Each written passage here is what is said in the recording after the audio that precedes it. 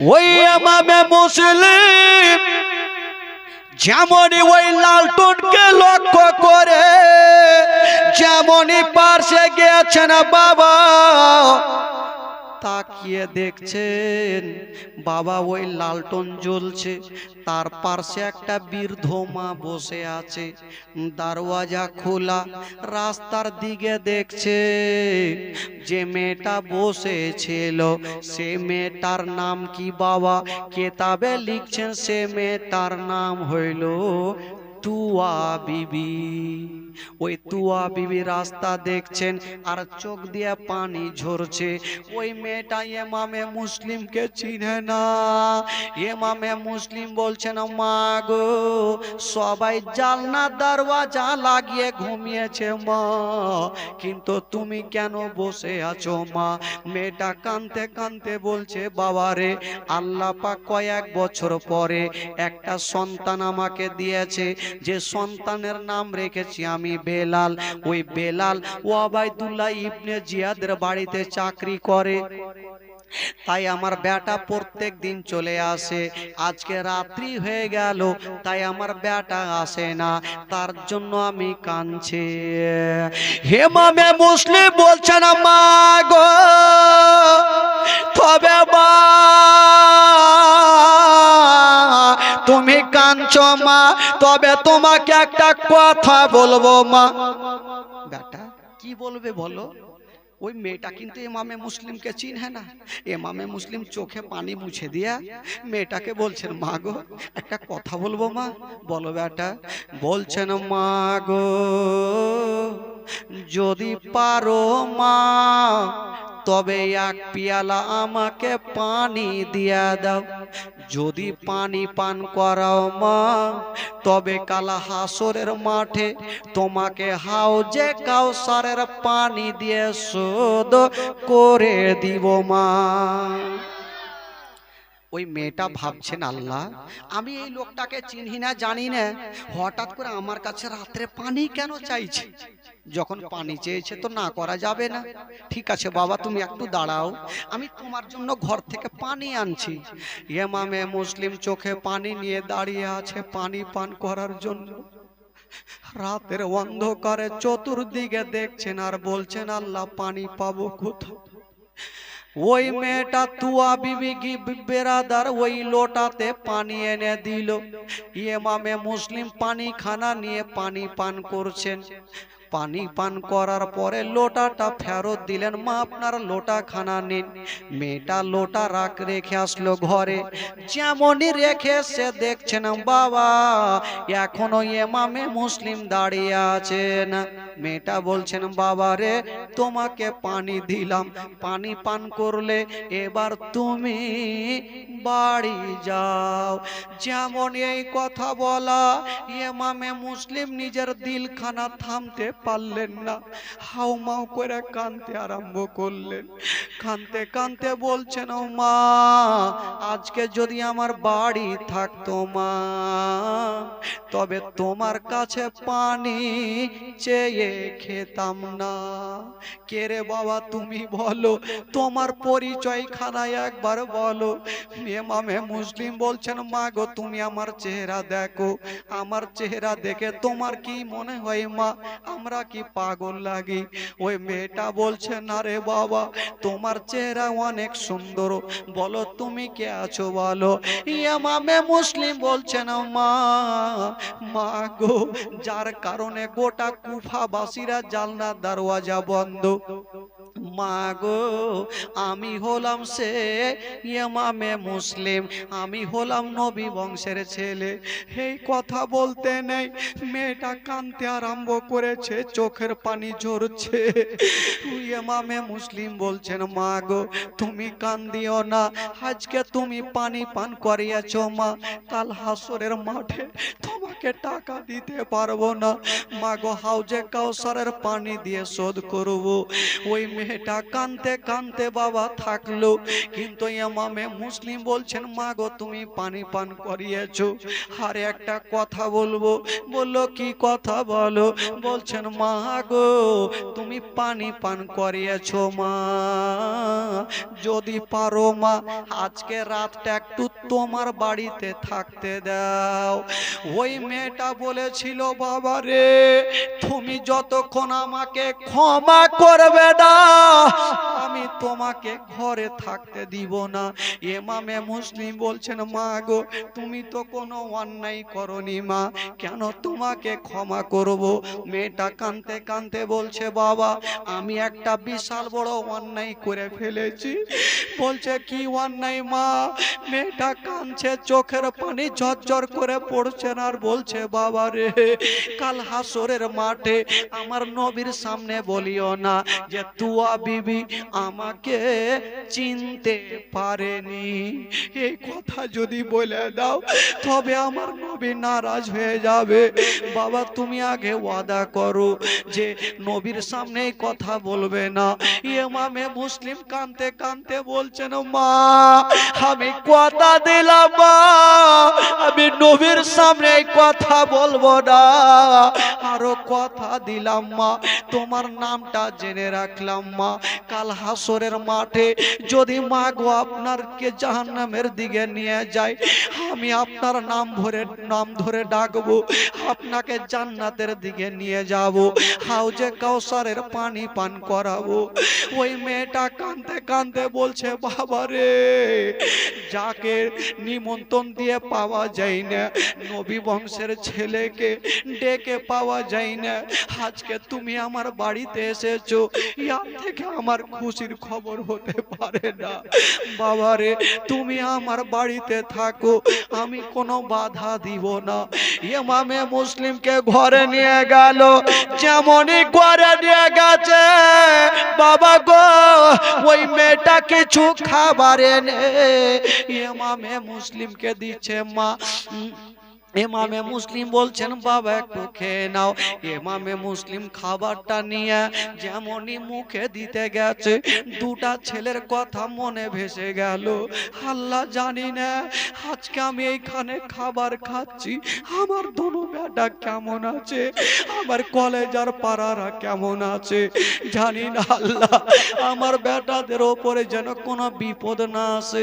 ইমামে মুসলিম খেতে পারলেন না, বলছে মা গো মা আমি কোনটা ঘরে থাকবো মা? ওই মেয়েটা দেরি করলেন না, একটা সুন্দর করে ভিআইপি বিছানা বিছিয়ে দিয়েছেন আর ইমামে মুসলিমকে ঘরের মধ্যে রেখে দিয়েছেন আর বলছেন, বাবা রে তোমাকে একটা কথা বলি বাবা, আজকে তুমি আমার বাড়িতে থাকছো রে বাবা। ইমামে মুসলিম বলছে, রে মা তুমি জানো মা আমি নবী বংশের ছেলে মা, তুমি আজকে তোমার বাড়িতে থাকতে দিয়েছো মা, তুমি ভালোই করেছো মা। তবে মেয়েটার মনের একটা ধারণা আমি নবী বংশের ছেলেকে আমার বাড়িতে পেয়েছি, আমি অন্তর ভরে আদর যত্ন করব।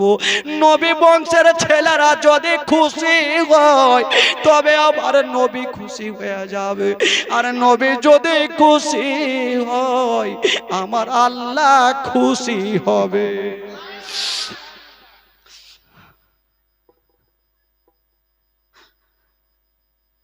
আমার আল্লাহ খুশি হবে। বাবা গো ওই নবী বংশের ছেলেকে একটা বিছানা বিছিয়ে দিয়েছে, তবে ওই তুয়া বিবি বলছেন, বাবা তোমাকে একটা কথা বলি, তুমি বাড়ি থেকে ঘর থেকে বাইরে আসিও না বাবা, কারণ জানি না তুয়া বিবির মনে একটা প্রশ্ন জাগলো, আমার একটা বেটা বেলাল, যে বেলাল ওবায়দুল্লাহ ইবনে জিয়াদের বাড়িতে চাকরি করে, ওই ওবায়দুল্লাহ ইবনে জিয়াদও যে চাকরি করে, ওই বেলাল ওই তুয়া বিবির বেটা, উনি ওই ইমামে মুসলিমকে খুঁজে বেড়াচ্ছে কিছু ইনাম পাওয়ার আশাতে। বাবা গো তুয়া বিবি ভাবছেন আমার বেটা যেন জানতে না পারে। বাবা গো এবার ওই বেলাল বেলাল ঠিক রাত্রি বেলা বাড়ি আসলো, বলছেন মা গো তাড়াতাড়ি করে আমাকে খাবার দাও মা। বললো বেটা রে ইয়া তো তাড়াহুড়া কেন? বলছেন মা গো তুমি কি জানো না মা, কুফা শহরে একটা ইনাম আছে মা, যদি ইমামে মুসলিমকে কেউ খুঁজে দিতে পারে তবে প্রচুর টাকা পাবো মা। মা মাথায় হাত দিয়ে ছাল্লা, জানি না আমার বাড়িতে নবী বংশের ছেলে, আমার বেটা যেন জানতে না পারে, আমার বেটা যেন বুঝতে না পারে। বাবা গো ওই বেলালকে খাবার দিল, বেলাল খাবারটা খেয়ে বিছানাতে পড়ে গেছে, ঘুমটা আসে না, চোখটা বন্ধ করেছে, ঘুমটা এখনো আসে না। কিন্তু বেলালের মায়ের মনে একটা প্রশ্ন জাগছে, নতুন ছেলে, নবী বংশের ছেলে আমার বাড়িতে শুয়ে আছে, আরাম করছেন, কখন পানির দরকার হবে, কখন খাবারের দরকার হবে, ওয়া বিবির চোখে ঘুমটা আসে না, বারবার উঠছে আর ওই ঘরের গেটের কাছে যাচ্ছে, আবার নিজের ঘরে আসছে, আবার গেটের কাছে যাচ্ছেন, আবার নিজের ঘরে আসছে। এই যাওয়া আসা দেখে বেলালের মনে সন্দেহ হয়ে গেল, আমার মা কোনোদিন তো এইভাবে উঠেনি, আজকে কেন উঠে বারবার করে এই ঘরটাতে যাচ্ছে? মা, মা গো মা, তুমি আজকে ওই ঘরটাতে কেন যাচ্ছ মা, কি আছে বলো? বলছেন বাবা কিছু নাই, তুমি ঘুমিয়ে যাও। বেলালের মনে সন্দেহ হয়ে গেল, মা আমি ঘুমাবো না, বলো কে আছে আমাকে বলতেই হবে, নচেত আমি চার একটা জ্বালিয়ে ওই ঘরের মধ্যে যাব।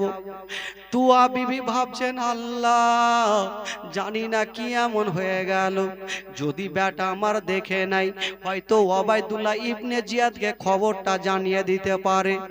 ওই মা বেটার হাতখানা ধরে নিজের মাথায় হাত দিয়েছে, বেটারে তুমি আমার মাথায় হাত দিয়ে কসম খাও, আমার ঘরে যে আছে বাবা এই খবরটা ইবনে জিয়াদকে বলবে না। ওই বেলাল বলছেন মা গো আমি তোমার মাথায় হাত দিয়ে কসম খেলাম মা, আমার বাড়িতে যে আছে মা এই কথাটা আমি কাউকে বলবো না। বাবা গো তো যেমনই কসম খাওয়া গইল সঙ্গে সঙ্গে তুয়া বিবি বেলালকে জানিয়ে দিল, বেটারে একবার ঘরের মধ্যে চলো। যেমনই ঘরে ঢুকেছেন বাবা দেখছেন চাঁদের মতো চেহারা, ইমামে মুসলিম বিছানায় বসে বসে কাঁদছে, ঘুমটা হয় না। তুয়া বিবি বলছেন বেটারে এটা হলো নবী বংশের ছেলে, এই ছেলেদের যদি পানি পান করিয়ে দাও বেটা তবে কাল হাসরের মাঠে হাউজে কাউসারের পানি পান করতে পারবে। বাবা গো এবার বেলাল দেখে নিয়েছে দুশ্মন আমার বাড়িতে আছে, এই খবরটা আমি ওবায়দুল্লাহ ইবনে জিয়াদকে বলবো। মা বলছেন বেটা তুমি বলিও না, কিন্তু দিল বলছে, মনটা বলছে, দিল মনটা বলছে মা যতই বলুক না কেন সকাল হলে এই খবরটা ওবায়দুল্লাহ ইবনে জিয়াদকে আমি বলে দিব। বাবা গো এবার সকাল যখন হলো, সকাল সকাল ওই বেলাল চাকরিতে বের হচ্ছে, মার মনে সন্দেহ হয়ে গেল, বেটা প্রত্যেক দিন 9টার সময় যায়, আজকে সকাল সকাল কেন বের হচ্ছে? মার মনে সন্দেহ হয়ে গেল। মা বলছেন বেটা রে যদি তুমি দুধের ঋণ মাফ করতে চাও বেটা তবে আমার বাড়িতে যে আছে বেটা এই কথাটা বলিও না, নবী বংশের ছেলেদের কথা বলিও না। বেলাল বলছেন মা আমি বলবো না। বলছেন বেটা রে আবার তুমি আমার মাথায় হাত দিয়ে কসম খাও। বেলাল মায়ের মাথায় হাত দিয়ে কসম খেয়ে বলছেন মা গো আমি কথা দিলাম মা এই কথাটা আমি বলবো না মা। বাবা গো এইবার বলে দিয়া বেলাল বাবা গো সেখান থেকে যেন চলে যাচ্ছে। বেলালের দিল বলছে মা যতই মানা করুক না কেন আমার বাড়িতে দুশ্মন থাকবে, আমি কখনো না করতে পারবো না, আমি ওবায়দুল্লাহ ইবনে জিয়াদকে বলবো। বাবা গো বেলাল যাচ্ছে আর ওই দিক থেকে 4টা লোক ঘোড়াতে সাওয়ার হয়ে চলে আসছে, ইমামে মুসলিমকে খোঁজার জন্য চলে আসতেছে। তো ওবায়দুল্লাহ ইবনে জিয়াদের লোক আরো 4টা চলে আসছে, তো বেলাল বলছে ওই দাঁড়াও, দাঁড় হইল, বলে হ্যাঁ গো তোমরা কোথায় যাচ্ছ? বলে আমরা যাব ইমামে মুসলিম নাকি কুফাতে আছে তাই খোঁজার জন্য খুঁজে বেড়াচ্ছি। তো বেলাল বলছে শুনো ইমামে মুসলিমকে তোমরা সারা জীবন যদি খুঁজো তবে খুঁজা পাবে না, তাদের মনে সন্দেহ হইলো, চ্যালেঞ্জ মারছে তার মানে এই জানে। নামলো, নেমে বলছে আচ্ছা তুমি যে চ্যালেঞ্জ মারছো, আচ্ছা তুমি কি জানো ইমামে মুসলিম কোথায় আছে? বেলাল বলছে দেখো ভাই, আমি জানি, আমি বলে দিতাম কোথায় আছে, কিন্তু আমার মা মানা করেছে। আচ্ছা বলুন, বলা হইলো না ভাই? আমি বলতাম কিন্তু আমার মা কি বলো, মানা করেছে।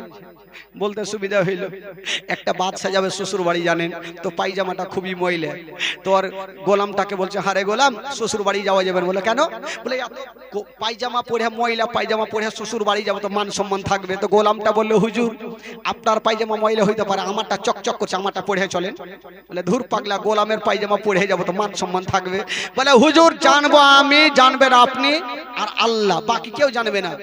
তো বাদশা বলছে দেখ এটা মান সম্মানের ব্যাপার, তুই ভুল করে কাউকে বলিস না। বলে হুজুর জীবনে বলি, আমি বলবো না। চলে গেছে বাদশা গোলামের পায়জামা পরে।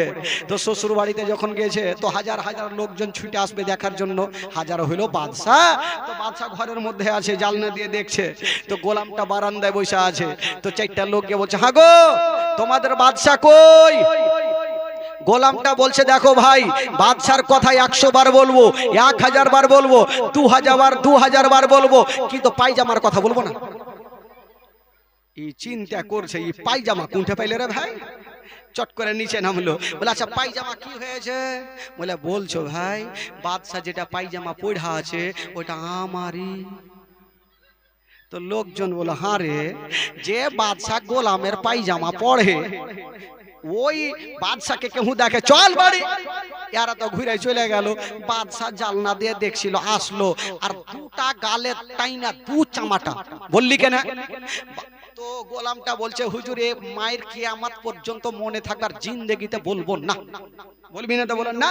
আর বলি যা পাইছে রহমতুল্লাহ বলবো না। আবার আছে, আবার একটা দল চলে এসে বলে আরে তোদের বাদশা কোথায়? বলছে দেখো ভাই রে, বাদশার কথা 100 বার বলবো, 1000 বার বলবো, পায়জামার কথা বইলা দু গালে দুটা তামাচা খাইয়েছি, ওই কথাটা আর বলতে পারবো না। দেখেন ভাই, ফের বলা হয়ে গেল। তো এরা বললো পায়জামা কি হয়েছে? বলে পায়জামা যেটা বাদশা পরে আছে ওটা আমারই আছে। তো ওই রকম বেলাল বলছে আমি বলতাম কিন্তু মা কি করেছে? জোরে বলুন কি করেছে? হ্যাঁ করবেন তাহলে না, একবার জোরে বলুন তো সুবহানাল্লাহ।